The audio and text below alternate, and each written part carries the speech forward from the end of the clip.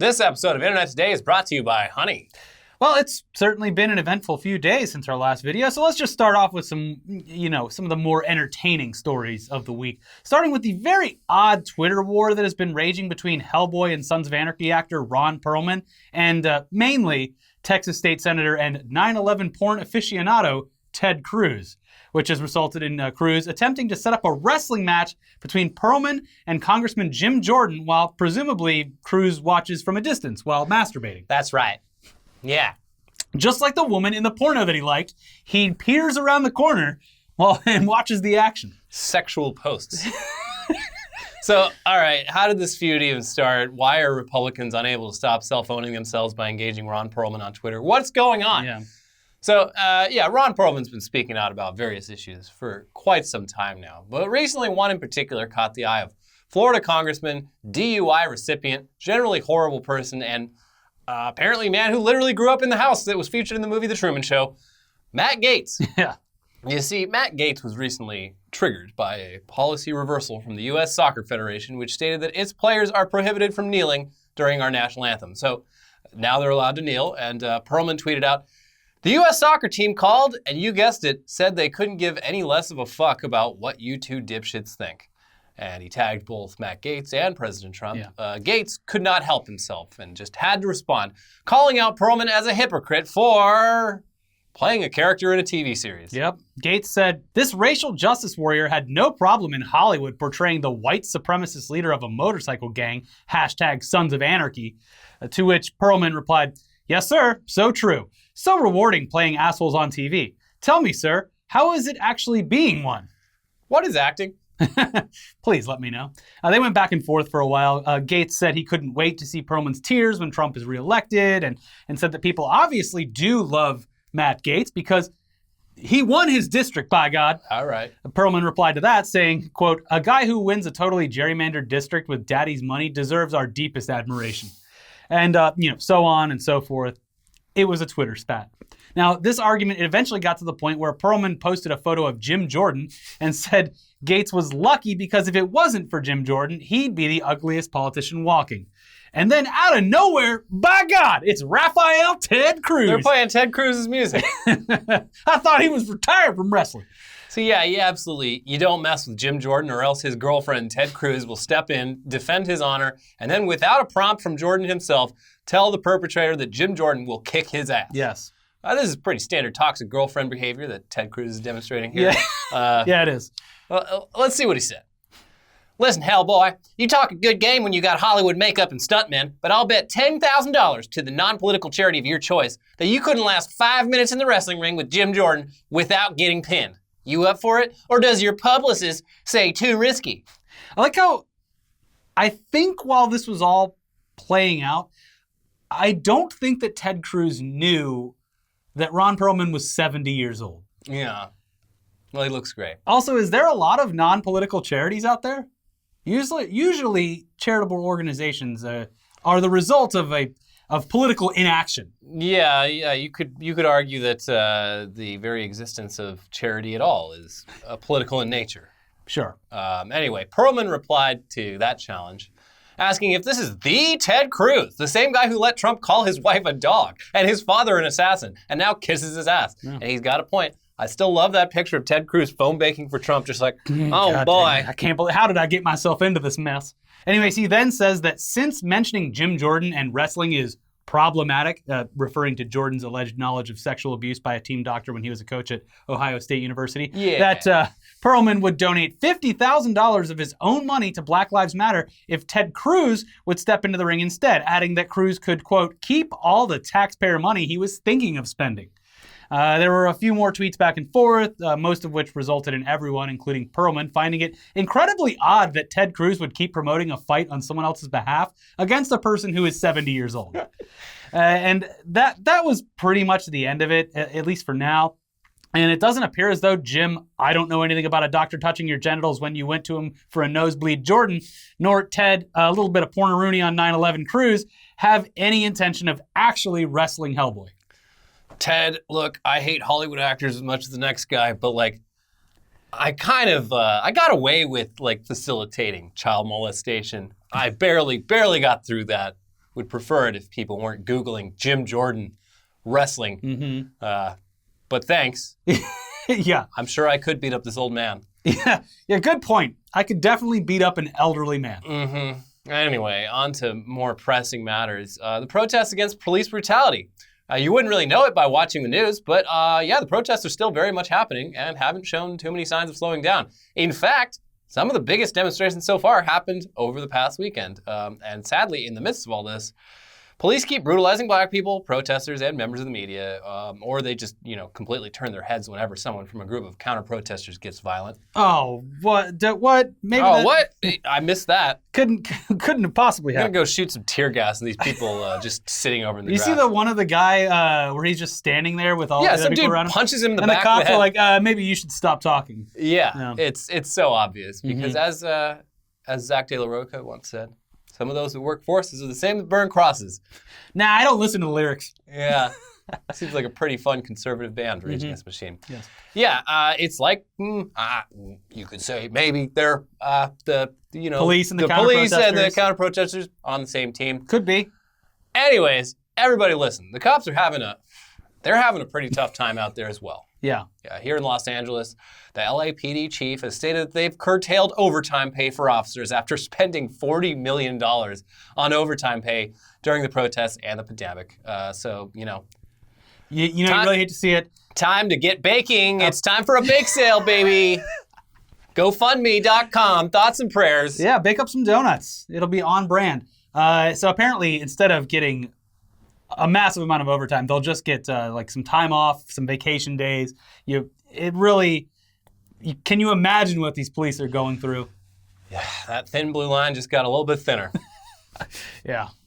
Anyways, over in New York, officers are facing even more abuse because, according to a letter from New York City's largest police union, the PBA, their officers can't even get a damn meal without fearing for their lives.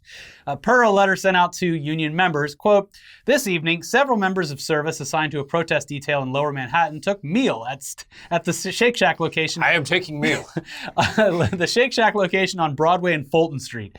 At some point during their meal period, the members of service discovered that a toxic substance, believed to be bleach, had been placed in their beverages. The contamination was not discovered until they'd already ingested a portion of their beverages. They are currently at the hospital receiving treatment and are expected to recover. Okay, the letter then goes on to tell officers to remain vigilant when it comes to eating meals. Keep your head on a swivel. And it adds that they, quote, "cannot afford to let our guard down." Wow. Not even for a second. They're out there poisoning cops. Just like, that one time that guy took a bite out of a cop's McChicken. Didn't think they'd figure it out. Or all those baristas eating while police. Very dangerous. So yeah, this is a bit suspicious. Why would someone risk their job to poison a bunch of cops when, if this were true, it would have been incredibly easy to get caught doing it and probably resulted in some very serious judgments against them. Very high risk, very low reward sort of shit. Yeah. And it's not as if cops haven't victimized themselves regarding fast food workers in the very recent past.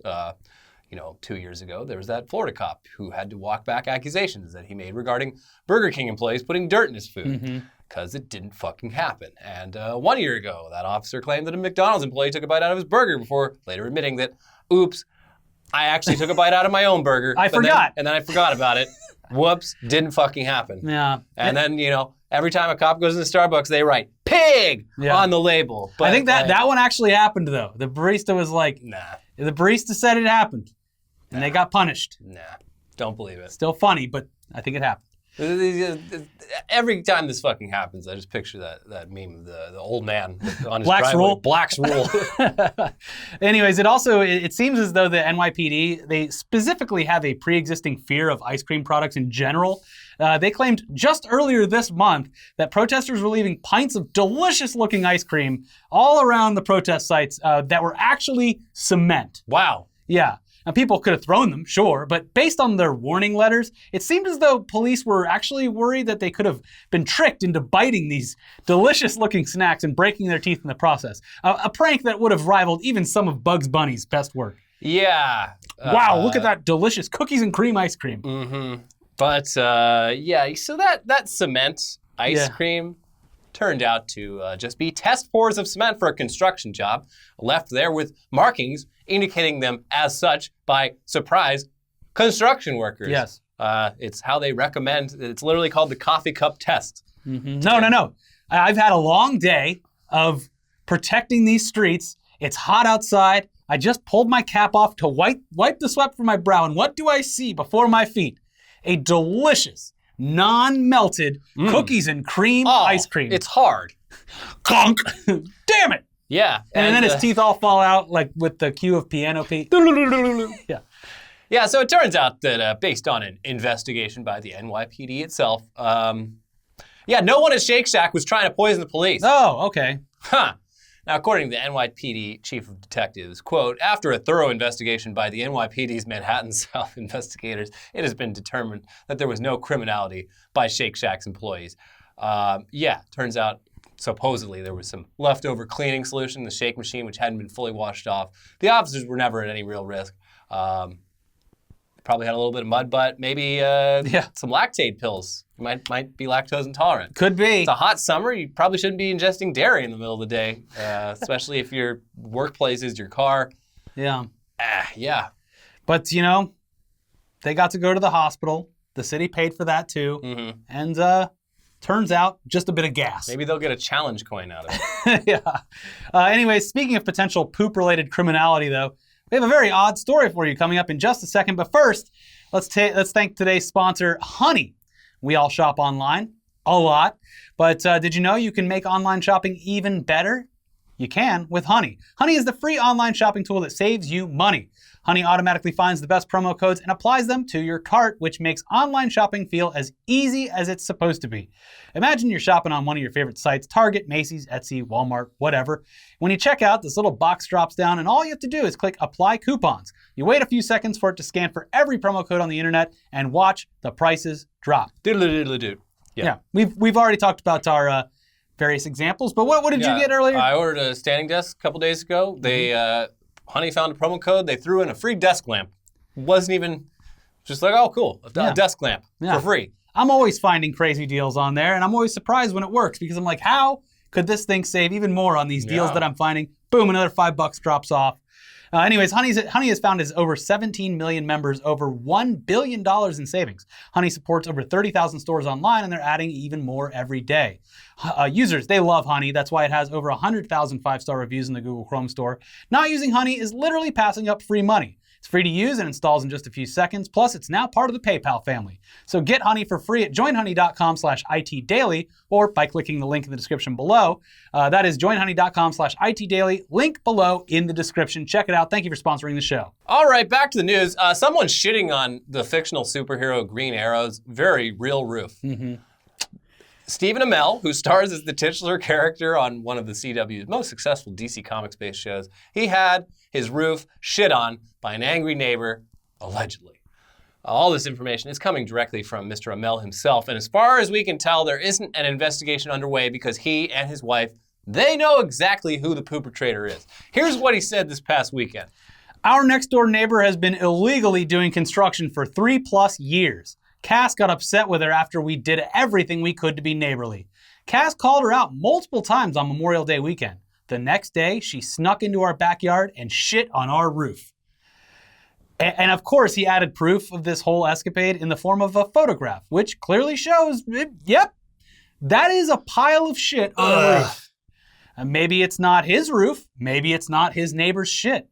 But at this point, we're inclined to take his word for it, I guess. Why would someone lie about this? I'm not sure that yelling at a neighbor for constant construction would result in said neighbor accessing Stephen Amell's roof and then taking a shit on it, or taking a shit somewhere else and then lovingly placing it in a neat pile on Stephen Amell's roof, or taking someone else's shit, could be. Yeah. Or something else's shit. It could be a very large dog. And then putting that on Stephen Amell's roof. But it is very strange. Yeah. The idea that someone would do something so brazen, something that they could get caught doing so easily, because as people with roofs know, it does make some noise when people are stomping around on your roof. Maybe it was Santa Claus. Could have been Santa Claus. Eating all that cookies and milk. Yeah. Complaining that the milk has bleach in it, but really, you drank too much milk, Santa. Santa's lactose That's why you intolerant. got the shits. Santa's shitting everywhere. But yeah, no, I mean, it looks like human shit. Could be a big dog. Could be another animal. It looks like human shit. It's in a nice little pile. And it is on a roof. But anyways, whatever the case may be, there's apparently shit on Arrow's roof. One Twitter user, they were quick to respond, garnering a retweet from Amell himself. The Twitter user said, "Damn, that sucks you left a copy of the last 2 seasons of Arrow on your roof." Bam, bazinga. To which Amell politely replied, "Hey man, please unfollow me." Hey man, that's not cool. Hey man, we worked pretty hard on those 2 seasons of Arrow. Like, just, we're talking about roof poops here. Yeah.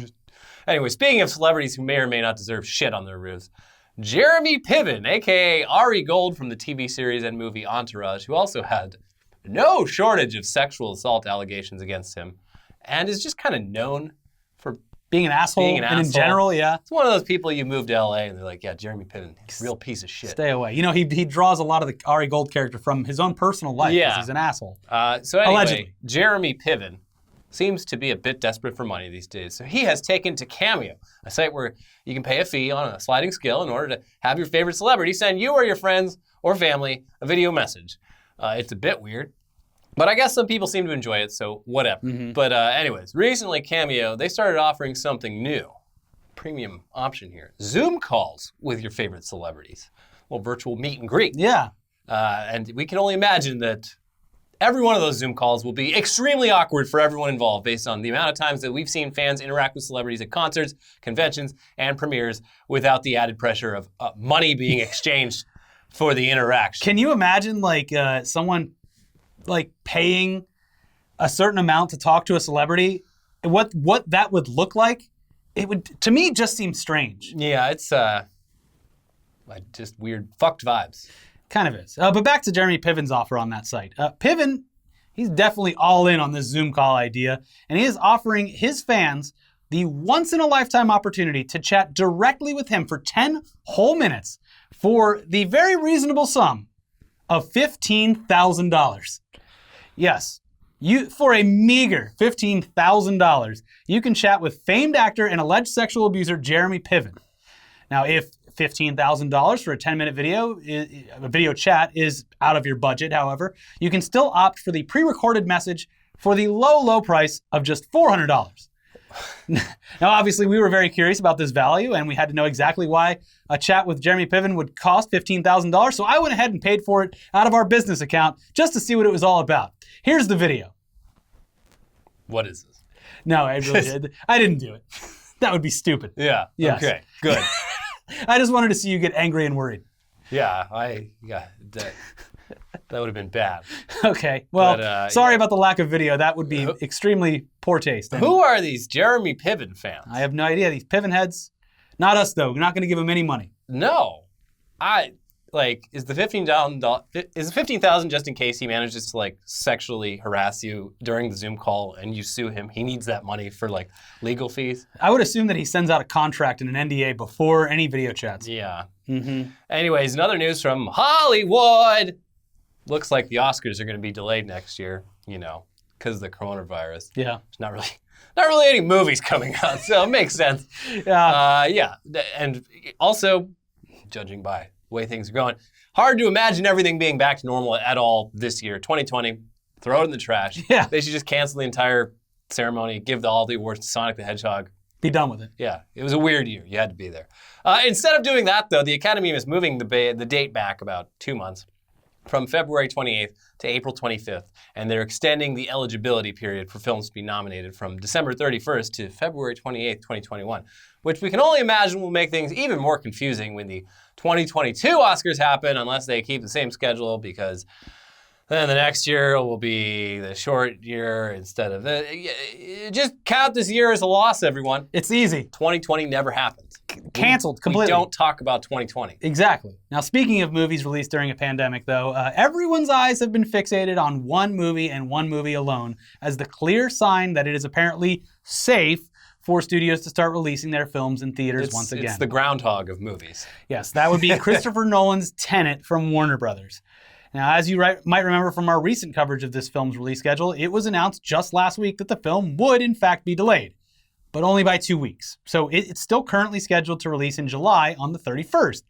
But up until this point, we were pretty convinced that it had to be the studio itself behind the pressure to get this film out to the public. Mostly because Warner Brothers makes bad decisions all the time. And, we're sure they're not exactly thrilled about having to alter the rest of their release schedule for 2020 because of the coronavirus. Yeah. So. But, no. Apparently this is all Chris Nolan's fault. Yes. And that sucks to hear. According to a recent article in the New York Times, it appears as though Warner Brothers was actually the rational one this time. They were set on delaying Tenet alongside the rest of their slate, but Chris Nolan had other plans. Quote, "The big studios are eager to begin releasing movies again, but none are particularly thrilled by the idea of going first. In recent weeks, Warner, concerned about its Tenet investment, was leaning in favor of postponement, while Mr. Nolan, a fervent advocate for preserving the movie-going experience, was more eager to press ahead. The discussions amounted to a fraught moment for Warner. Mr. Nolan is a proven moneymaker, and the studio wants to keep him happy." Dude, Chris. Can we call you Chris? I've met him, I've interviewed him, so I think I can call you Chris. Chris, don't fucking do it, dude. Bad idea. You're gonna want to reel this one back in. We swear. It's not a great look, and it's out in the open that this is now your idea. Check the recent data. There's still time to reschedule this. No one is gonna hold a delay against you, but people will absolutely hate you if anyone they know or themselves gets sick because they went out to see your movie during a pandemic that right now is absolutely not showing signs of slowing down. It's not even going to make a lot of money in the best case scenario anyway, because all the theaters screening it will have to be at limited capacity anyway. So even if every single showing sells out, it's not going to achieve the numbers that you're thinking it will. Also, I have to imagine the theaters, they're going to have a longer period between screenings because they have to disinfect everything. They're not just sweeping up popcorn kernels, they're disinfecting an entire theater. Yeah, and then they have to block every other chair out. And it's a lot that's going to go into this. Yeah. So there's really not a lot of positives to come from releasing a movie right now. So maybe, Chris, listen, we're not trying to tell you how to do your job. You obviously know what you're doing. He's a prolific filmmaker. Yeah. But when it comes to releasing something during a pandemic, you have no experience doing it, maybe hold off for a second. Yeah. You don't want that blood on your hands. No, you don't. Anyways, speaking of pandemic protection, if you are going to go see the movie, we are releasing face masks on Friday, I believe. They're going to be for sale, but we're not making any money off of it. All the money is going to go to a charity called No Kid Hungry.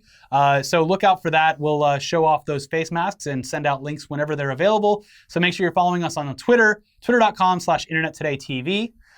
So stay tuned for that. I got the samples today, very high quality. Yes. And they have a slot so you can put in the filter as well. Yeah.